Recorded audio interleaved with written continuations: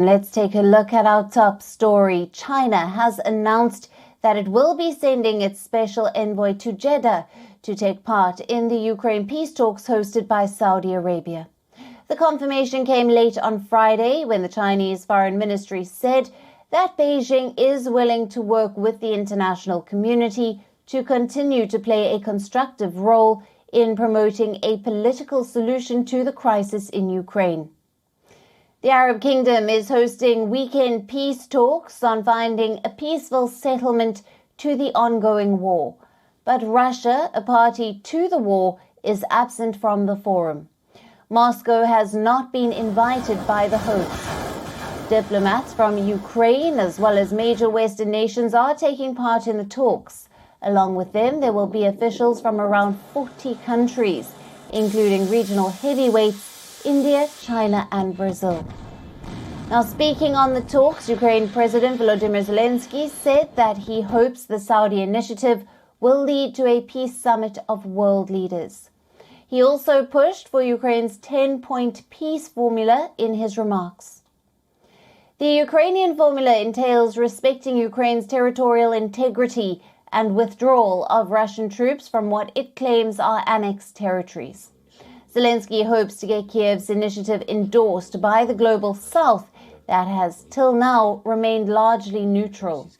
It is hoping for a Chinese backing, despite the fact that Beijing maintains close, rather boosting ties with Russia and has not condemned the invasion yet.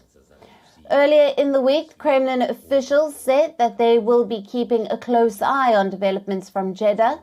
Spokesperson Dmitry Peskov said that any attempt to promote a peaceful settlement deserves a positive evaluation.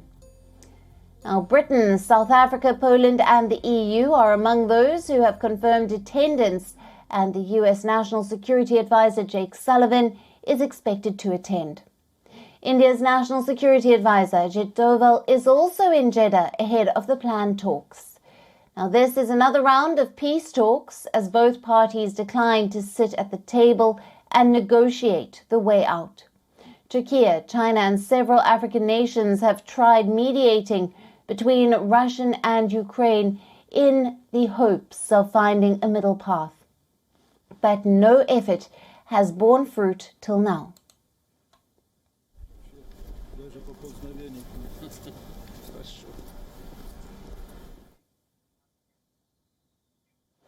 Now, for more on this, we have with us Dr. Gilbert Doctorow joining us live from Brussels. He is a renowned international affairs analyst, author and historian. Sir, welcome to the show. Now, around 40 countries have been invited to the peace talks in Jeddah, but Russia, who is a party to the war, is absent from the forum. What do we make of this, and how effective can these peace talks be if Russia is not present? Well, the answer to your question about Russia's absence was already given in your remark that Russia wasn't invited.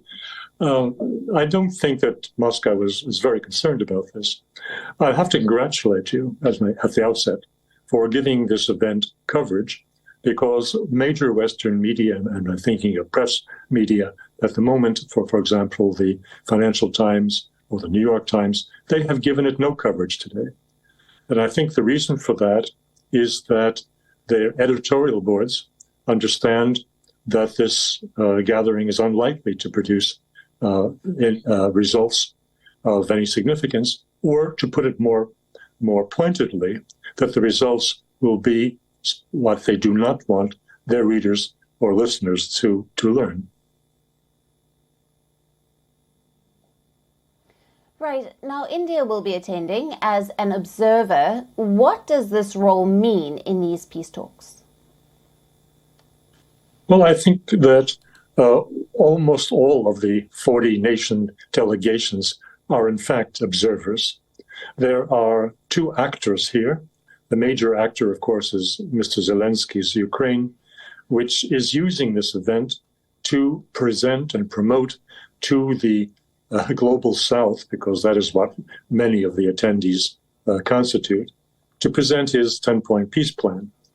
As you described, this 10-point peace plan is essentially a call for for Russian capitulation. It includes the return of Ukrainian borders to their state in 1991. That is before the annexations that Russia has carried out since 2014.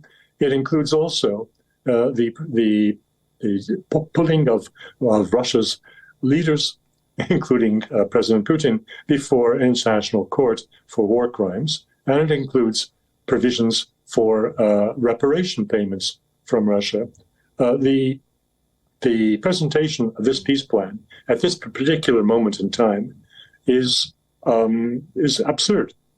We are at a point where Russians, even skeptical military experts in Russia, are speaking about a knockout blow in the near future, where the war will be resolved on Russia's terms, because the Ukrainians have gone through the vast majority of their reserves and are prone to a Russian attack, which may be coming fairly soon. So the background for this meeting is most peculiar. As you mentioned, Jake Sullivan, and that is very appropriate to do, because the Americans and Sullivan as a representative are hoping, expecting that this gathering will reach the ears of the Global South and present the Ukrainian arguments to the Global South so that they will get off the fence and denounce Russia for aggression, as the United States has done and as its allies in Europe have done. That is most improbable. And I must say that the role of Saudi Arabia, which seemed a conundrum when this whole project was first announced, is more complicated than it would appear. They are nominally helping Mr. Sullivan and the Americans to present the Ukrainian case to the Global South, but I think that they are doing this exercise in the anticipation that the Global South will roundly reject the Ukrainian arguments. Right. And Doctor, the Chinese Foreign Ministry has said that Beijing is willing to work with the international community to continue to play a constructive role in promoting a political solution to this crisis. This at the same time as not having condemned the invasion in Ukraine. What are we expecting to hear from China at this forum? Well, I think China is present to bring to the Global South and to remind them of its readiness to be a broker and to help settle the war in good faith. It has has presented earlier this year its own plan for a peace settlement, and I think the Chinese will be using their presence at the gathering in Riyadh to remind the audience of their efforts and of their continuing interest in playing its constructive role. That's all to the good. The notion that the Chinese would jump ship, would abandon the Russians and join the Americans in condemning the invasion is delusional. The United States is doing everything in its power to consummate the wedding between Russia and China by applying to both countries exactly the same methods of containment and hostility, which assure that Russia and China are in one another's arms for their own self-preservation. So the mission of Mr. Sullivan is really tells us a lot about the disconnect between the Biden administration and reality on the ground. Doctor, thank you very much for your analysis and insights there. My pleasure.